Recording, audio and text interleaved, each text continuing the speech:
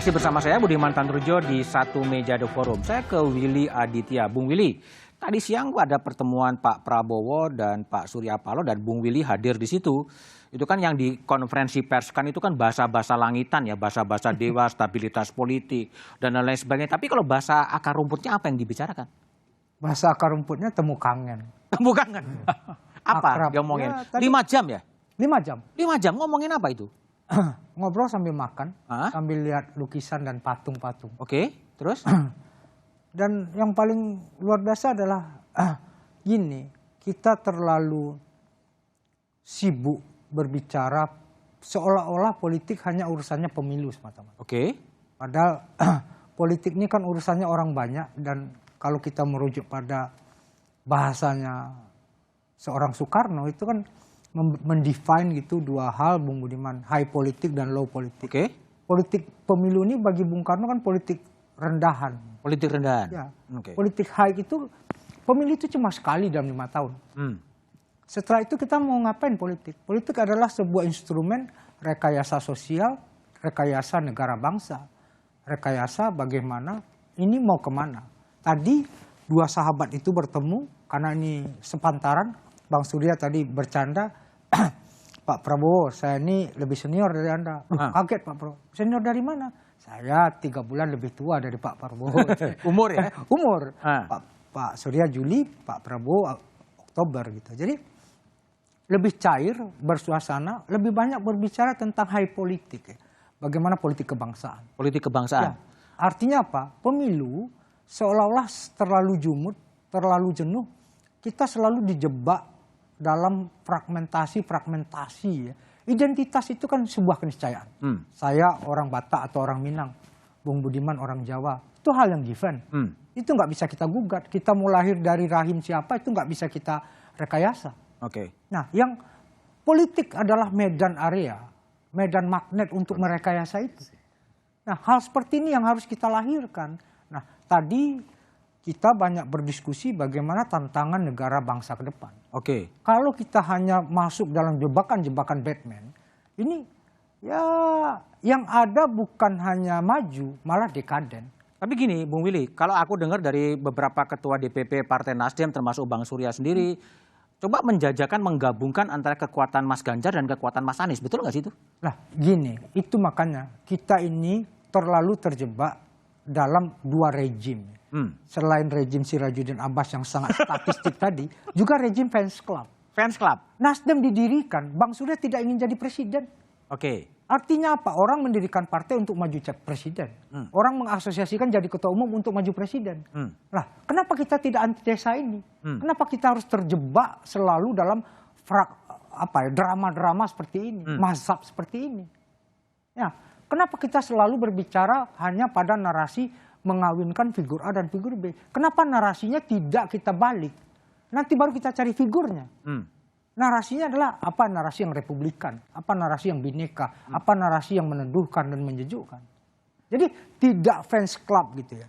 Oh, kalau fans club nanti hooligan semua, Bung. Ya kan? Atau kalau fans club nanti kalau nggak penjajakan itu ada nggak sih sebetulnya?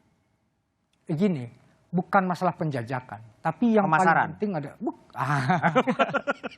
sama nih tunsnya, Bung Budiman.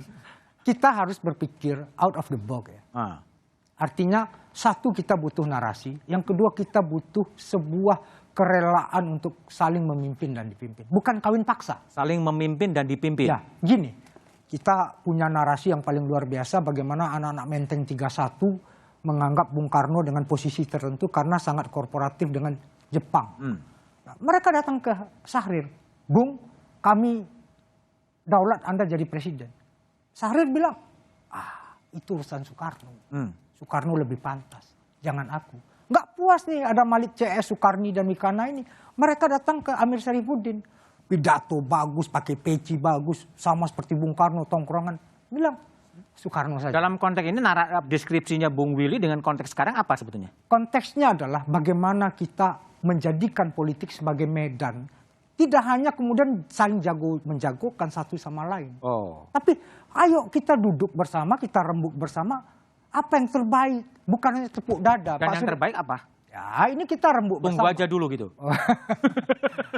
harus dengan kepala dingin, Oke. harus dengan dialog. Modalitas kita berdemokrasi bukan hanya partai politik, bukan hanya elektoral, tapi dialog, Bung. Apa? Musyawarah mufakat itu selalu mengedepankan dialog.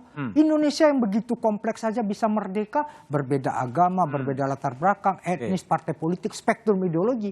Kita bisa berdialog dan duduk bersama, kok. Oke. Nah, jadi kita pesannya dari pertemuan tadi, ya ini karena kita terlalu terjebak dalam spektrum politik hanya semata-mata bicara pemilu. Politik tidak pernah mendiskusikan hal-hal yang lebih setelah pemilu mau ngapain sih. Oke, baik. Bung Doli Kurnia, tadi kan setelah bagaimana Bung Doli atau Golkar membaca pertemuan antara Bang Surya dan Pak Prabowo tadi? Ya saya kira itu pertemuan yang biasa saja antar pimpinan partai politik. Dan itu adalah bagian dari pekerjaan yang niscaya dilakukan oleh partai politik. Jadi kalau kita bicara tentang bagaimana membangun narasi kebangsaan, ya, menempatkan politik kebangsaan itu menjadi yang utama, itu kan sebetulnya sudah keniscayaan pekerjaan partai politik sejak partai politik itu ada, gitu loh. Nah, tapi kan pertemuan hari ini tentu akan berbeda dengan pertemuan dari beberapa yang lalu kan. Beda ya? Ya, pasti beda. Nuansanya kan ini tinggal tanggal 14 Juni kan sudah masuk tahapan pemilu. Oh. Ya kan? Artinya akan berubah total di sana nanti? Dan semua kan saat ini konteksnya bicara tentang persiapan pemilu yang saya katakan itu adalah bagian dari pembicaraan politik kebangsaan sebetulnya. Nah, jadi bicara tentang hal-hal yang normatif, ya sama juga kita lakukan di KIB itu kan juga sampai sekarang kenapa kita belum bicara tentang tadi kawin mengawinkan, ya. Siapa yang memimpin sampai dipimpin itu. Karena kan kita bicara tentang narasi besar dulu. Apa visi yang mau kita bawa ke depan. Dan itu kan pembicaraannya tidak pada saat ketemu itu kan. Tapi sudah dibicarakan di partai politik masing-masing. Sudah dibicarakan dengan pertemuan-pertemuan informal seperti yang dilakukan hari ini oleh Bang Surya Bung Willy, begitu ya? Dibicarakan dulu oleh tim-tim kecil gitu sebenarnya? Yang sebenarnya tadi faktual adalah dua-duanya alumnus Golkar. Oh. Yang satu dulu One Heart Golkar, yang satu anggota One Heart. Lalu saling curcol gitu ya. Diaspora Golkar di mana-mana ya? Oke. Ini kan Padepokan Golkar, ini kan sangat banyak sekali ininya. Diasporanya banyak ya? Iya, jadi saya mau sampaikan bahwa pertemuan itu pertemuan yang sekali lagi saya katakan adalah pertemuan produktif. Produktif, Ya, dalam konteks penjajakan dalam juga. konteks dua hal. Tadi bicara tentang narasi besar. Saya kira kan tentu pembicaraan begitu diawali dengan apa yang harus kita lakukan, harus kita kontribusikan buat bangsa negara ke depan. Itu kan pasti. Pasti. Dan itu memang sudah dilakukan setiap partai politik. Nah, tapi kemudian kan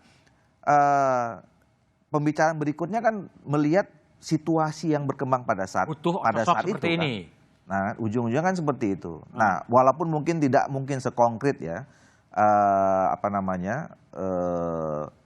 kita apakah nanti akan mendukung siapa dengan siapa, mengaitkan siapa dengan siapa gitu. Tapi paling tidak itu sudah menjadi penjajakan awal lah pertemuan-pertemuan ini. Jadi sekali lagi, dan itu bukan sesuatu yang tabu juga. Yang didegosiasikan apa sih kalau menurut Bang Doli pertemuan Bang Surya dengan Bang Prabowo sama-sama alumni Golkar itu? Ya tadi ya temu kangen gitu kan. Bersama Padepokan Golkar kan seperti itu kan. Tapi saya yakin lah ya senior-senior kita ini kan juga pasti yang paling utama membicarakan tentang kepentingan bangsa dan negara. Itu yang paling penting. Dan ketika pun nanti pada akhirnya membicarakan siapa yang akan memimpin ke depan ini, itu adalah bagian dari itu. Kalau kabar-kabar di luaran ya, saya nunggu rakernasnya Bung Willy kan masih Juni. Akan menggabung 3 nama itu antara Ganjar dan kemudian Marlis. Dan mungkin juga digabungkan. Itu kalau Golkar melihatnya peluangnya gimana? Ya, semua peluang sekarang terbuka. Buat siapa saja. Dan dengan kekuatan siapa untuk mengawinkan dengan siapa, pasangan dengan siapa, ini kan sekarang masih sangat terbuka semua ya. Ini kan dalam tadi proses kristalisasi tadi ya, kekuatan politik yang sekarang sedang dijajaki oleh masing-masing. Dan pasti ketemunya pertama adalah platform terhadap kepentingan bangsa negara. Itu dulu poinnya. Baru kemudian nanti bicara tentang template-nya gitu ya? Itu dulu. Template kan itu? Ya, baru kan nanti setelah itu adalah bicara tentang kepentingan yang bisa ketemu satu sama lain antara kepentingan partai politik dan segala macam. Dan itu adalah bagian yang saya kira adalah bagian dari politik kebangsaan. Kalau nanti katakanlah memang munculnya di Raker itu nanti muncul mencalonkan Ganjar Anies, KIB mau ikut nggak sih? Atau Golkar mau ikut sih nggak sih? Kita lihat perkembangan nanti. Kita lihat perkembangan ya. Kalau Rakernas jadi juga gitu ya? Iya. Silatnas. Silatnas, ya. Oke, Bung Fatur, ini kan suara-suara yang juga ramai dibicarakan di media sosial yang kemudian juga mempertemukan dua kandidat besar itu, Mas Ganjar dan Mas Anies. Kalau PKS melihat gimana sih dua orang itu?